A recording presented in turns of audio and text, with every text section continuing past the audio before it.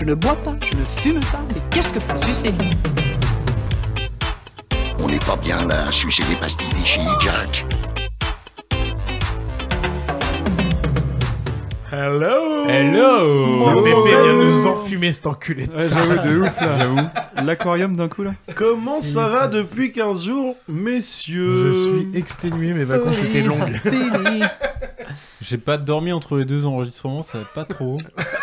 T'as une petite tête. C'est pas stressé quand même parce que c'est toi qui nous fais la seconde petite pastille de la saison. Non, c'est... Ah oui, d'accord. Ah oui. Oui, c'était.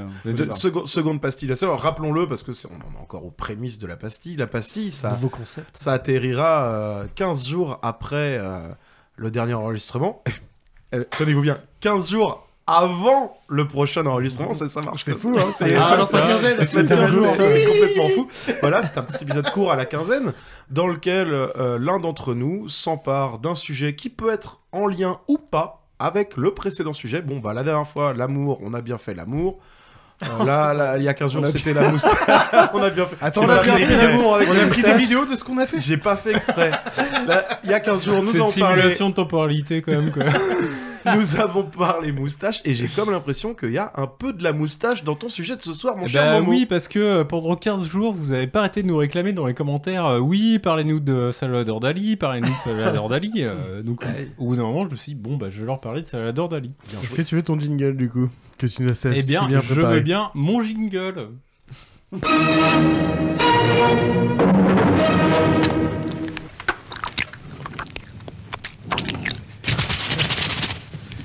Je suis fou du chocolat Lanvin. C'est tellement vieux et dégueulasse le son. C'est Le son est bien crado, quoi. Donc, pour les plus vieux d'entre nous, vous aurez compris qu'il va s'agir de Salvador Dali, puisque c'est lui qui interprétait cette pub des chocolats Lanvin à l'époque. Et donc, j'ai creusé un petit peu sur Salvador Dali. Et j'ai pas trouvé beaucoup de trucs qui m'ont réjoui, donc j'ai appelé la chronique Salvador Dali, la moustache est ta mère. Voilà. Attends, et ta mère? Et ta mère, Ouais. dans le sens amertume.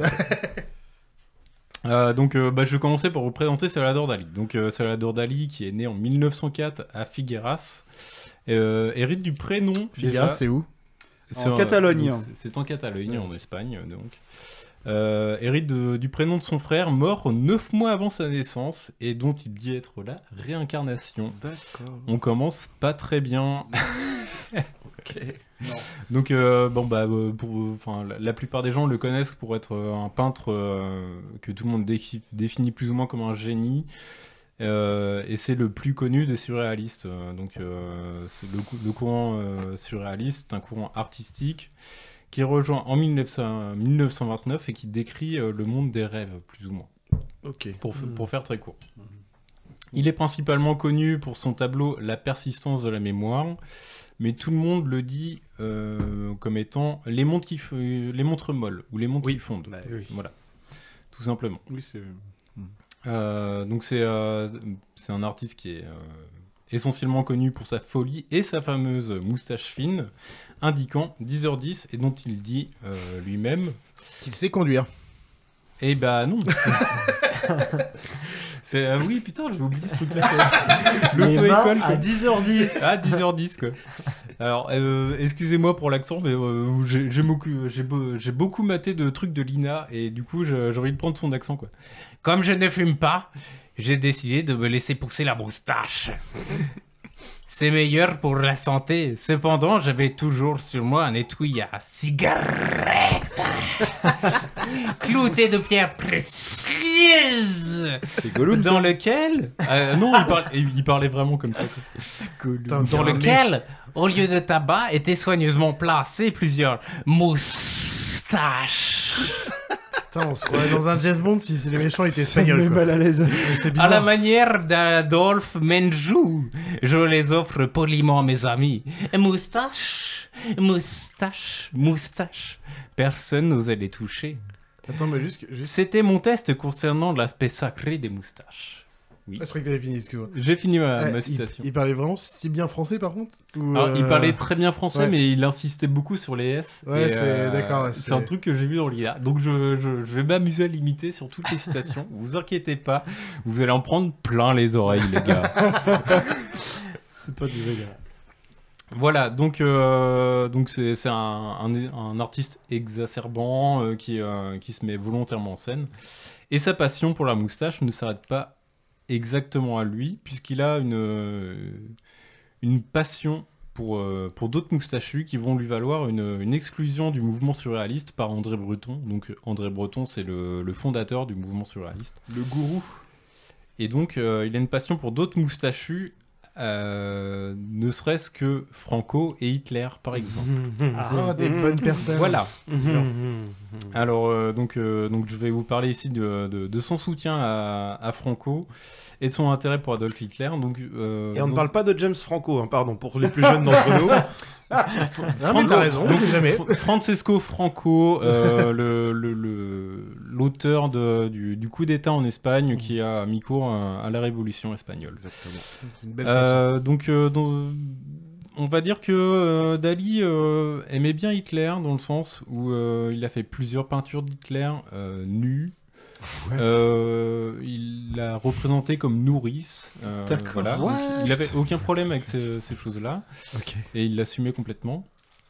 Et dans plusieurs interviews, il montre également son intérêt pour Hitler en disant que c'était quelqu'un d'incompris, quelqu'un... Un artiste. Pas... On y reviendra plus tard. Oui, le côté artiste, tu touches c'est un obligé. truc du doigt. C'est obligé que ça vienne. c'est Voilà. obligé. Ah, merde. Il va souvent représenter Hitler nu devant un miroir, donc voilà, Ok. Hitler est de dos, mais on a son reflet dans la tronche. Et il est sublimé en vrai. Enfin, il est. Oui, j'imagine. C'est pas du tout un truc pour le tourneur ridicule. Ouais. Hmm.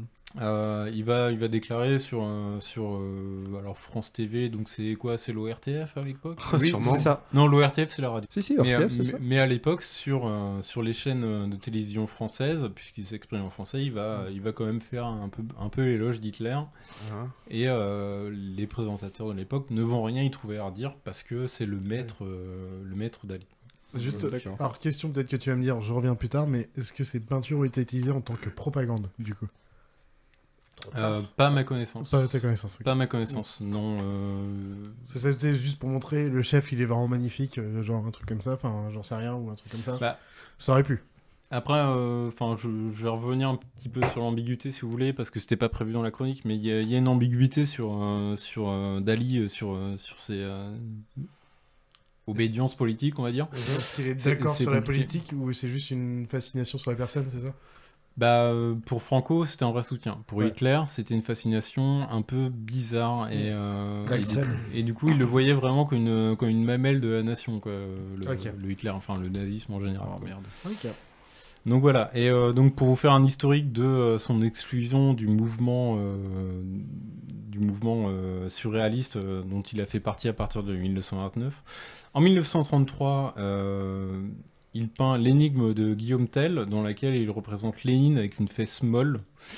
Pour vous expliquer un peu le truc, c'est que il va représenter Lénine avec un genou en l'air, et du coup une fesse qui va s'étirer sur plusieurs mètres et oui, qui va d'accord. atterrir dans une béquille, quoi. Enfin tout simplement voilà. Ça, c'est un premier affront pour Breton à l'époque. Donc, Breton, je vous rappelle que c'est un petit peu le fer de lance du surréalisme à l'époque. En 1935, il adresse une lettre directement à André Breton, lui proposant de créer une nouvelle religion sans Dieu. Et vous savez que j'adore les religions fictives. Celle-ci, je ne l'aime pas. Revenir sur les spaghettis. Donc c'est une nouvelle religion sans Dieu, antichrétienne, matérialiste et sans distinction de bien et de mal, basée sur les progrès de la science, le sadomasochisme et la doctrine nazie. Ah, si t'enlèves la doctrine Ouais. nazie, il y a du bon dans tout ça, moi, je trouve.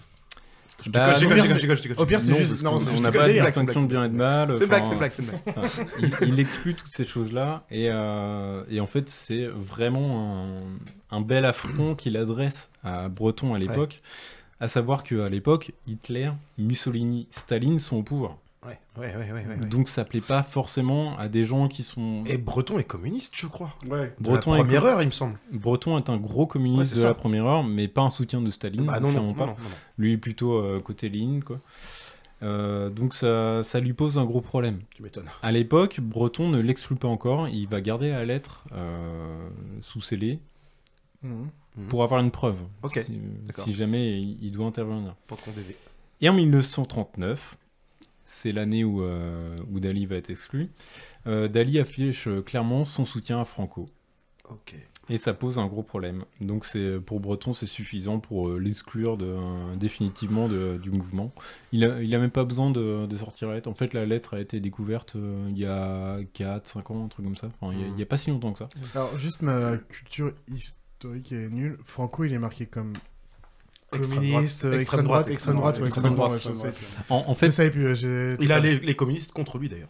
Oui, voilà, non, en fait, tu as eu la révolution espagnole qui a été une révolution populaire et communiste, et derrière, les militaires ont repris le pouvoir, dont donc c'est Franco qui était instigateur Je de voulais cette juste reprise de être sûr pouvoir. si c'était vraiment Si- extrême droite ou si c'était un autre truc particulier. Juste pour te représenter le délire un petit peu, Je ne m'étais pas communiste. dans les bleds, parce qu'à l'époque c'était encore très rural, il y avait deux camps qui s'affrontaient au sein d'un même village. Il y avait le camp du curé et le camp de l'instituteur. L'instituteur plutôt communiste, le curé plutôt bien de bâtard. Mais vraiment, c'est pas une invention, ça. c'est- Après, moi, j'ai envie de dire que je chie sur les profs en général. Hein. Je sais pourquoi tu fais ça et c'est pas bien. Il Parce réagit qu'il y a même pas. Angelo qui est là et ma copine est prof.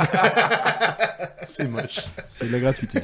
Gratuit. Donc voilà, je vous ai D'accord. écrit un Ah, on sent un Dali la pas merde. très, bah non, mais je suis un peu énervé, mais après... pas celui qu'on a Non, rendu, on quoi. sent la merde. Je parle de Dali. Hein, je parle Ah pas oui, de- mais après, Excuse-moi. voilà, ça reste quand même un grand artiste de notre époque, et du Ah, coup, ça change. Tu vas pas nous faire les questions. Est-ce qu'on doit relier l'artiste et de... Non, mais du coup, bah, c'est pour ça que le mec s'est beaucoup investi dans la publicité. Ah, et on revient quand même. Un autre milieu que je respecte beaucoup. A l'air de rien, mais Honorable. du coup, ma question sur la propagande n'est pas si loin.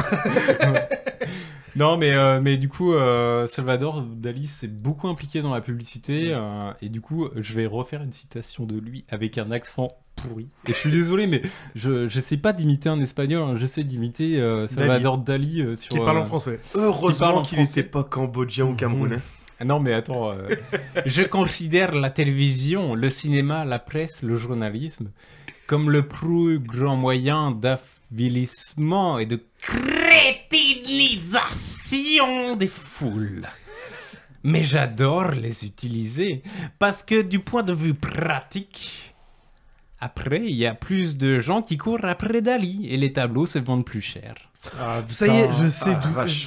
Le mélange que j'ai, c'est le mélange du chapeauté et du. Alors, Ghostbusters 2, le mec dans les. Est-ce que vous le voyez en français Non. Le mec qui gère le truc d'art qui rencontre le méchant là. Il a un accent de merde et tu fais un mélange du chapeauté de ça, qui a un accent. Ouais. Et bah, c'est Salvador Dali, je suis désolé. Mais Eh bah oui, mais en c'est un fait, méchant. J'ai vraiment maté les archives de l'INA et dès qu'il y avait des morceaux avec des mots avec des S et tout, il faisait exprès de les décomposer, de faire très très mal aux oreilles avec les... Il jouait Donc, sur une image. Voilà. Salopard jusqu'au bout, celui-ci, quoi. Et ça, enfin, c'est un truc qui m'a un peu énervé chez lui. Voilà, et donc en plus de son activité artistique, Dali travaille beaucoup avec les marques. Vous avez déjà entendu son intervention pour la pub des chocolats Lanvin en dessous de la chronique.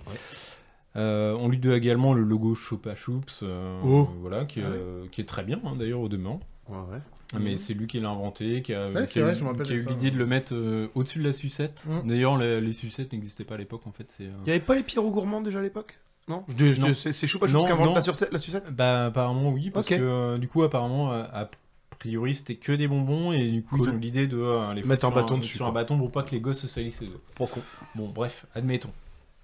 On lui doit donc le logo Chupa Chups, mais il a pondu un certain nombre d'affiches publicitaires. Pardon, j'ai perdu mon truc. Donc les couvertures de magazines Vogue, les American Weekly pour des collants, pour des parfums. D'accord. Il a créé un parfum à son propre nom. On parle de quelle Et époque, puis, Mollusque, quand tu... Ces Quand on commissions, parle c'était à des quelle époque 60-70, ça, non? Ouais, c'est plus dans les années 70, quoi. Ok. Ah, il Et, commence à être vieux quand même là du coup là, quand même, non? Bah, il est vieux, mais il est encore productif, ouais, pour le coup. Et il va s'illustrer pour le lancement d'une marque de parfum qui s'appelle Fracas. Et du coup, au lieu de leur prendre une affiche, il va juste balancer un pavé dans la vitrine. Voilà, c'est Excellent. C'est complètement... Ok, d'accord. Ouais, il est complètement con. C'est quoi. gratuit, quoi. Alors, du coup, il a pas.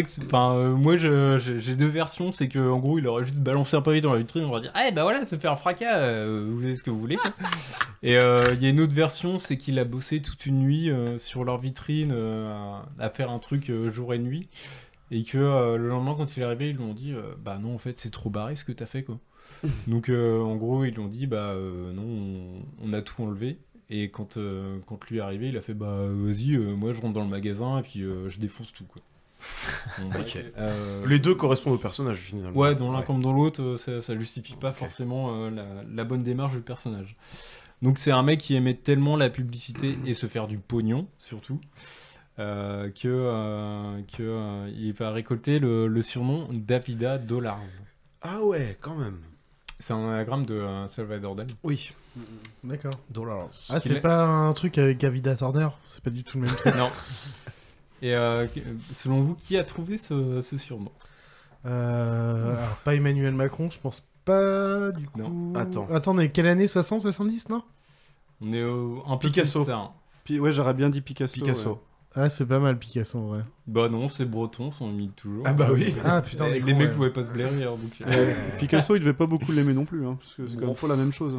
Si Picasso admirait en fait Ah ouais Salvador Dali. Ouais, ça m'étonne Putain, pas des masses. Ouais. Oh, Tu Picasso, sais, c'est lui, pas les non bombes plus, qui tombaient pas sur Guernica, elles les embêtaient moins. Ah bon. Ouais, c'était pas un super type non plus, Picasso. D'accord, je pensais que... Oh, il y a une belle vidéo YouTube où tu verras du Vortex, je crois, je sais plus, enfin, de Picasso. C'est pas un mec bien. hein, C'est pas un Picasso, mec bien non ouais. plus. Bon, Mm. bon, ça empêche pas que Dali était un connard. Et ben voilà, tu l'as ton audiogramme pour la prochaine fois. C'est donc la conclusion de cet épisode. Punchline. non. Du coup, je voulais rapidement aborder l'influence de Dali sur la pop culture actuelle, on va dire, plus actuelle. Et bah, du coup, il se trouve que Dali a peint un certain nombre de tableaux qui étaient inspirés de Alice au Pays des Merveilles de Lewis Carroll, donc du D'accord. bouquin. Et en fait, par transitivité, si on veut, le truc s'est retranscrit aussi dans les représentations qu'on a actuelles de Disney ou film? Ou le film de Tim Burton? toutes. Enfin, Les deux en fait, dans le Disney, en fait, on a cette représentation très daliesque D'accord. d'Alice au Pays des Merveilles. On a des trucs qui fondent, qu'on comprend pas. Clairement, les mondes qui fondent, ça a été un truc qui a été inspirateur de beaucoup de gens. Dans la pub également, quoi. Et enfin, c'est des trucs qu'on retrouve beaucoup. On a le crâne. Alors, je sais pas si vous le connaissez, ce truc-là, le crâne. C'est en gros, c'est des danseuses qui vont se mettre en formation particulière et qui vont faire que. Vu du dessus, ça forme un crâne? Vu de dessus, ça forme un crâne et tu vas avoir les doigts de pied qui vont former des dents et tout le bordel. Ah, ça me dit rien, mais. Et en fait, ça a été repris sur des affiches comme The Descent. Je sais pas si tu l'as vu celui-là. Alors, je connais The Descent, mais alors l'affiche. Bah, je te montrerai. Et dans l'affiche du Silence des agneaux, en fait, c'est encore plus. Avec les papillons, du coup? Bah, c'est pas flagrant en fait. Ah oui, d'accord. C'est sur. T'as un papillon sur la bouche de Ouais. Clarisse. Ouais, Et au milieu du papillon, tu as une espèce de tête de mort. ouais, Sauf oui, que c'est- si oui, tu c'est zoomes possible. sur la tête de mort. C'est cette tête de mort, du coup? Ou c'est un type. Eh bah, si tu zoomes sur la tête de mort, tu verras qu'il y a des corps humains en fait. Et c'est exactement la reprise de cette offre de Putain, Dali. c'est subtil. Donc c'est des trucs qui sont assez subtils à trouver. Alors sur The Descent, pas du tout. Non, parce pas du que, tout. The les Descent, mecs je ont pense fait que ont je vois fait ce un que truc c'est, ouais. ultra frontal. Sur Alice au Pays des Merveilles aussi, c'est pas ultra subtil. Et puis dans la pub, on va avoir Absolut Vodka qui ont repris des trucs sur les montres molles, on va avoir Lipton, Volkswagen qui ont repris. Enfin voilà. Il y a 1 milliard de marques qui ont repris cette imagerie-là. Bah après, en termes de peintre pur et dur, il est pas... enfin, c'est sympa ce qu'il faisait. Enfin, moi, je me vois à peu près ce qu'il fait. Ah c'est oui, cool, bien quoi. sûr. J'ai encore une horloge ouais. mal. J'ai une horloge Ouais, bien molle à la sûr, maison. il avait une vraie imagerie. Je pense pas que c'était le seul à l'avoir. Non, bien sûr. Et non, en je fait, pense pas, mais... pour l'époque, je pense que, enfin, si je me remets un petit peu en mode recul, c'est que je me dis, ouais, c'est un peu dommage que c'est lui qui a récolté un peu tous les crédits de ce mouvement. du surréalisme, de ce mouvement-là, alors que finalement, il est resté que 10 ans dedans, quoi. Y a des mecs qui ont vraiment bossé là-dessus, sur toute la théorisation du surréalisme, sur l'implication politique du surréalisme. Et en fait, Dali a juste survolé le truc. Il a chopé la lumière parce qu'il était fantasque comme type. Là où un type comme André Breton, voilà. En fait, il était provocateur. Et la preuve que ça marche en effet. Breton, qui connaît Breton aujourd'hui, alors qu'en fait, c'était un... Oui, non, non, il est... De par ses amitiés aussi, moi, si tu veux, à Breton, il traînait avec des gens que j'aimais bien, alors même si c'est pas ma cam trop, la peinture... Bah, moi, j'ai une sympathie pour Breton, mais... je le connais obligatoirement. Il faut bien reconnaître qu'il n'a pas eu la même reconnaissance. Non, c'est sûr. Ni la reconnaissance. C'est sûr. Niveau mondial, surtout parce que nous, en tant que Français, André Breton, ça nous parle encore un tout petit peu. Et puis, aux États-Unis, tu dis André Breton ou Dali, c'est sûr qu'il n'y a pas le même rêve. Enfin, t'as pas le même. Dali a vécu longtemps à New York. En plus. Là où c'est à peu près à ce moment-là qu'il a commencé à faire beaucoup de pubs. Il a rencontré plein de gens du pop art aussi. Warhol. Andy Warhol, voilà. Voilà. Et du coup, un des points que je voulais aborder, c'était évidemment la Casa des Papel. Et oui, forcément. Qu'on a tous vu à un moment donné. Et du coup, en fait, il y a dans la Casa des Papel un masque qui caractérise tous les mecs qui vont braquer la banque. Et qui est juste un masque d'une personne qui va avoir une moustache qui remonte jusqu'aux yeux. Et du coup, au départ, moi je comprenais pas. D'ailleurs, et en fait, il se trouve que Dali a vraiment fait une photo où il se représentait comme ça, quoi, la moustache qui remonte vraiment très haut, qui parcourt un morceau de la lèvre et puis qui remonte directement vers les yeux. Ça redescend pas un poil vers la bouche et après ça remonte. Il y a pas une descente remontée. En tout cas, un truc bien vertical. Mais oui, enfin c'est. Non, un angle droit, quoi. Du coup, voilà, c'était vraiment ça. Tu vois, donc non, mais c'est moi qui fabule. Ouais, merci moi. Et du coup, il se trouve qu'à l'époque où la série est sortie, la fondation Dali a porté plainte en disant qu'ils avaient abusé de l'image de Dali. C'est pas faux. Oui, ils voulaient du fric, quoi. Surtout j'imagine. Oui, c'est surtout ça. Un peu les deux. On va pas faire de procès d'intention, on va se limiter à la débilité de l'argument, tout simplement. Voilà, donc ils se sont dit oui, les mecs veulent profiter de l'image de Dali. Donc vous vous dites que probablement que c'est débile. La réponse de la production est encore plus débile. Merde. Voilà. Je vais vous la citer. La série illustre la victoire de David contre Goliath, et le masque est utilisé comme icône de la lutte contre les pouvoirs politiques et économiques. Voilà, donc... Alors le David contre Goliath, vite fait si tu veux. Et encore, je dis un peu plus non que oui. En fait... la lutte politique, du coup, oui, c'est vrai que Dali, la lutte politique, il l'a bien faite. Hein.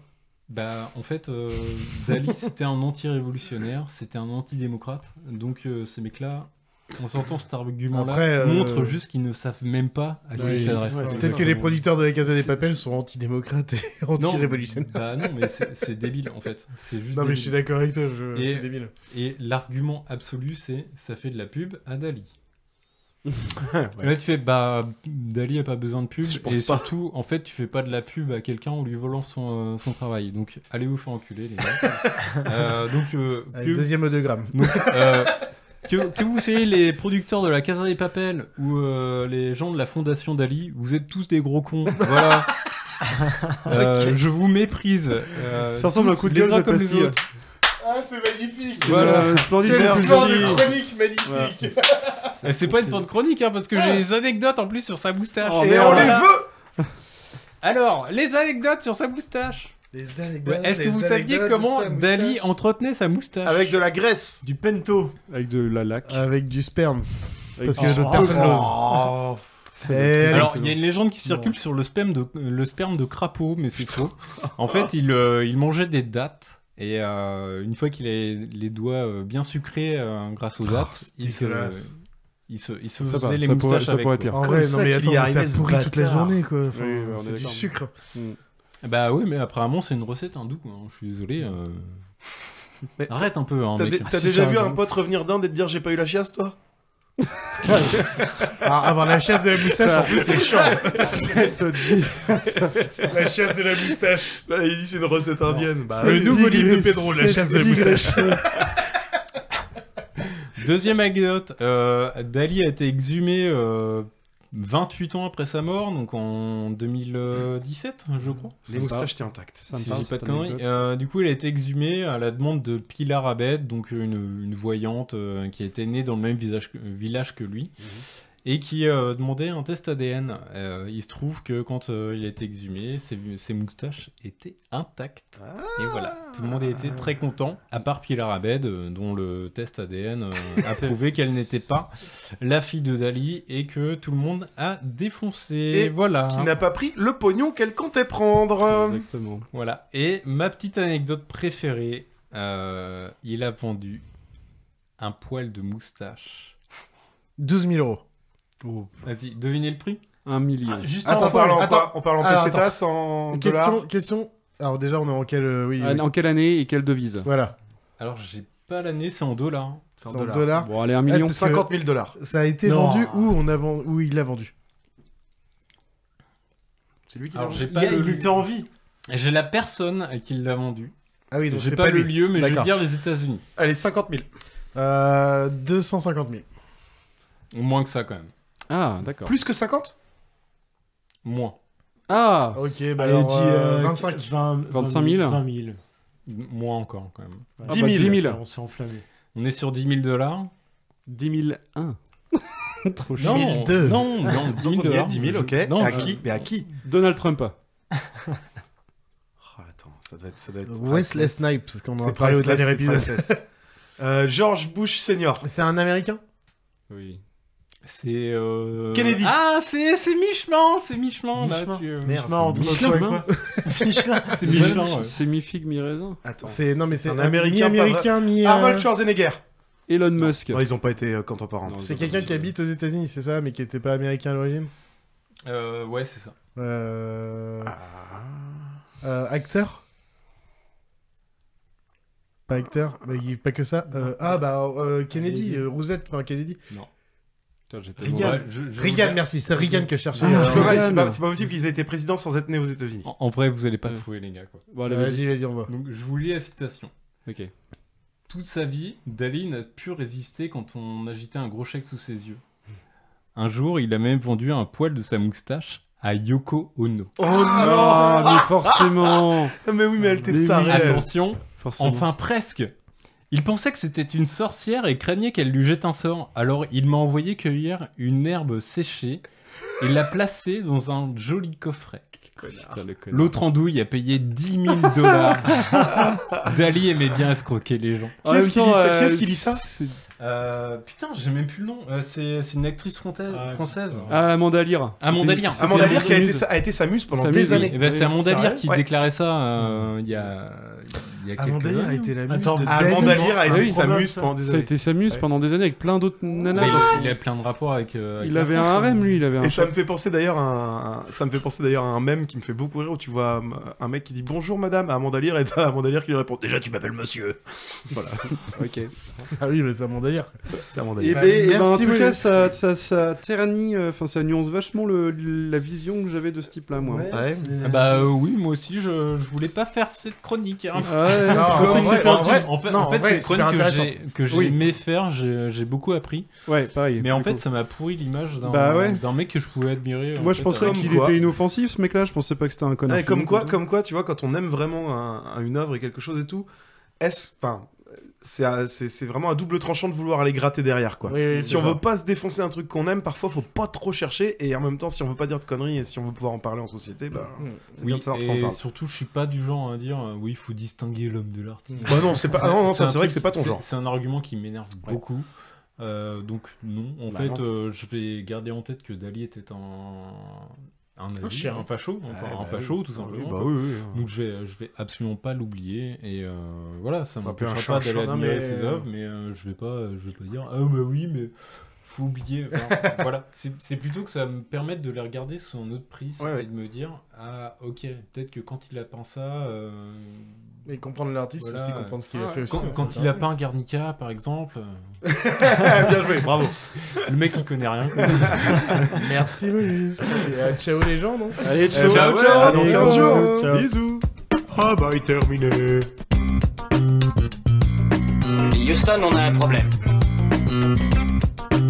J'adore respirer l'odeur du napalm le matin. Pour savoir s'il va y avoir du vent, il faut mettre son doigt dans le cul du coq.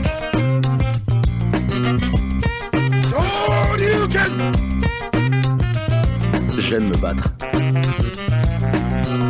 Joli coup, mon cher Michel Bouchard. J'ai vu un homme s'enfuir. Il était comment? Il était de dos. On fait une descente au village et on arrête tous les types qui étaient de dos hier. Hasta la vista, baby.